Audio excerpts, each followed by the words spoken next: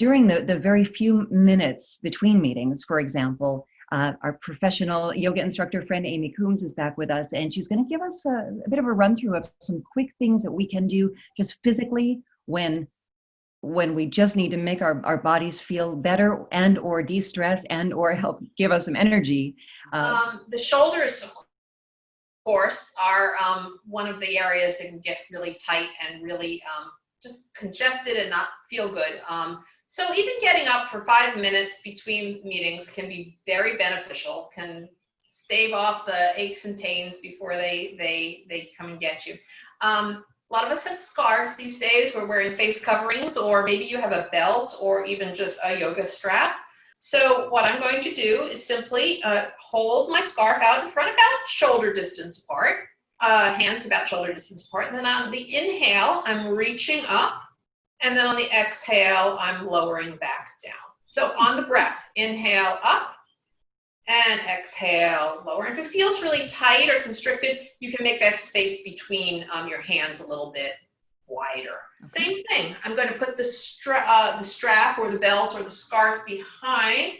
Try to stand up tall. Try to, on the inhale, lift up, and on the exhale, lower down. So again, when I have the hands fairly close, can't get too high up.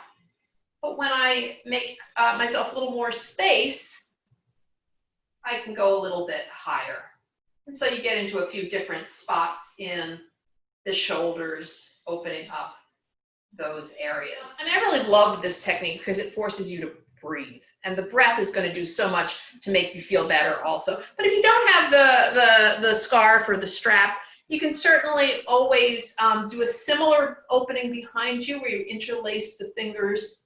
I like to keep the elbows a little soft on this one and not worry about how high I get up.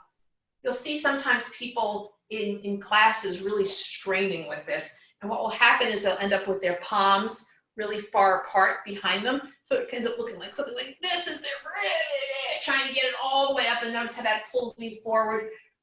Instead of that, keep the elbows soft and don't worry about height. But again, up on the inhale, lower on the exhale. Small movement is just fine. And then this one, the eagle arms, Garudasana arms, if you're a yogi, is really nice. So you start with your hands in that cactus formation. Elbows should be at shoulder height. And then I'm going to cross with my left coming under my right. It's possible you get your palms to touch. Not all of us can. Back of hand to back of hand is just fine. And then again, in that standing upright position, lifting the elbows up, taking the hands away from the face, and then really breathing in to the upper back. So it really stretches out this area, which of course can get very rounded. With this one, make sure you switch. So maybe a minute on each side for the eagle arms.